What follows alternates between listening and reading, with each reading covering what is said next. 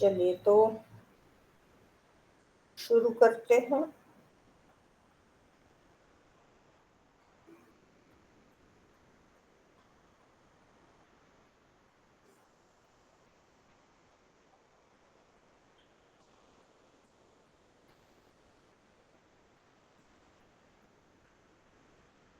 Paper 2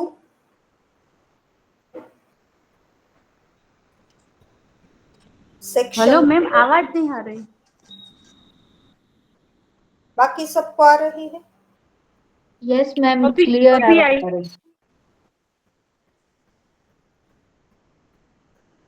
हाँ आवे छे मैडम अवाज। Paper 2 section 4 Shrimad Bhagavad Gita chapter number 2 श्लोक नंबर 11 to 30 और फिर समय बचा तो 47 to 53 भी करेंगे। भगवद गीता का परिचय हमने ऑलरेडी कर लिया है, शायद एक संडे हमने किया था ना। हाँ मैम, એટલે તમે ખાલી અમને બધાને પૂછ્યું હતું કે તમને શું ખ્યાલ છે ગીતા વિશે, એટલું જ થયું હતું।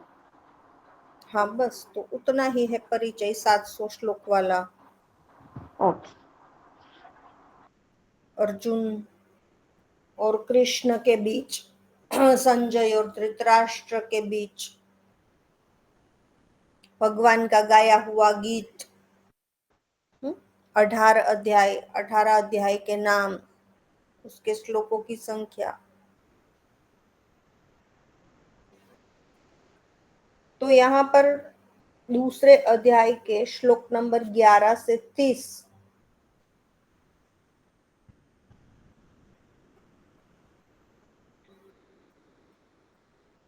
की बात हम करने वाले हैं।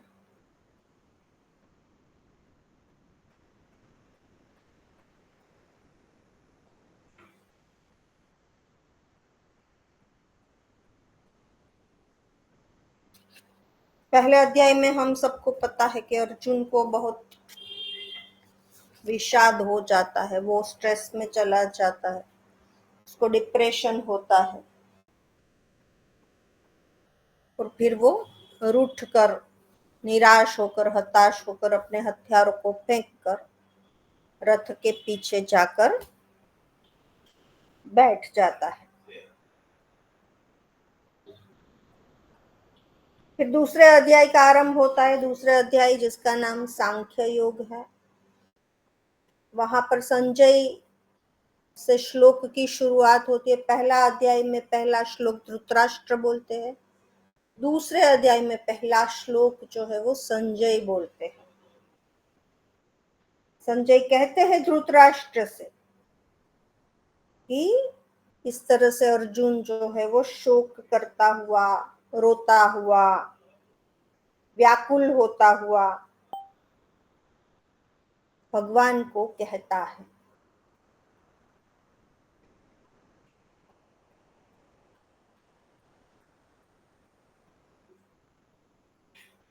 यानी कि वो पीछे जाकर बैठ जाता है और फिर संजय ये बात धृतराष्ट्र को बताते हैं और फिर कहते हैं कि भगवान अर्जुन को कहते हैं कि तू शूरवीर है,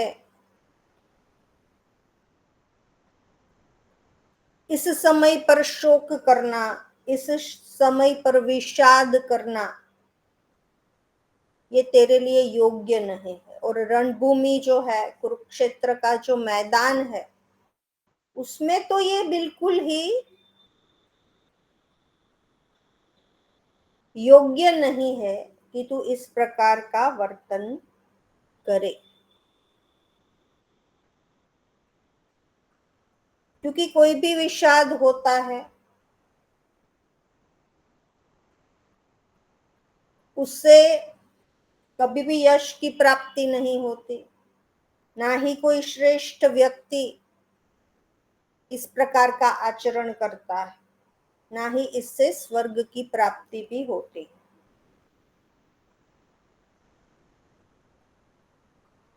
फिर भगवान उसे कहते हैं कि हे पार्थ तु क्लेब्यम, नपुंसकता को छोड़ दे, ये दुर्बलता को तू छोड़ दे, ये तुच्छ कायरता तुझे शोभा नहीं देती, तू युद्ध के लिए खड़ा हो जा। उसके बाद अर्जुन कहते हैं कि हे मधुसूदन,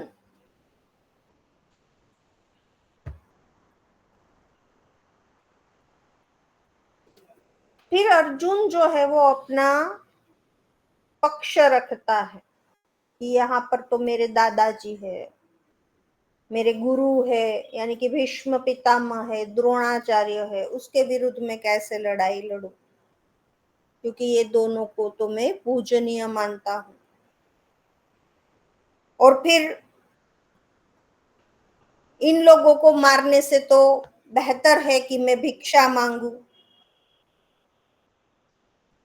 और गुरुजनों की हत्या करके मैं मेरे हाथ को लहू से क्यों रंगू, और फिर ऐसा करने के बाद मैं भोगों को कैसे भोगूं। और फिर भगवान को कहते हैं कि भगवान आप नहीं जानते, देखिए इस इतनी हिम्मत भगवान को कहने की, आप नहीं जानते कि मेरे लिए युद्ध करना कि नहीं करना उनमें से श्रेष्ठ क्या है, या फिर आप ये भी नहीं जानते कि हम जीतेंगे या फिर वो हमको जीत पाएंगे। और ये जो धृतराष्ट्र के सारे पुत्र है वो मेरे आत्मीय है, वो मेरे सगे वाले हैं, मेरे भाई है, वो ही सब मेरे सामने युद्ध के लिए खड़े हुए हैं। इसीलिए कायरता जिन्हें आप दोष रूप कह रहे हैं, ऐसे स्वभाव का नाश होने के कारण और धर्म की जो बातें हैं उससे मेरा चित्त मोहित हुआ है, और इसीलिए मैं आपको पूछ रहा हूं कि आप मुझे उपदेश करें, क्योंकि मैं आपका शिष्य हूं, मैं आपकी शरण में हूं।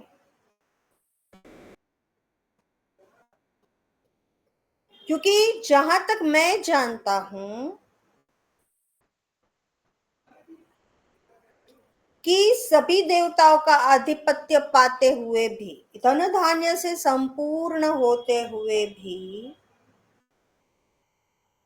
जो मेरे शोक का नाश कर सके ऐसी कोई बात मुझे दिख नहीं रही। इतना मैं भ्रमित हुआ हूं, इतना मैं मोहित हुआ हूं। फिर से संजय कहते हैं,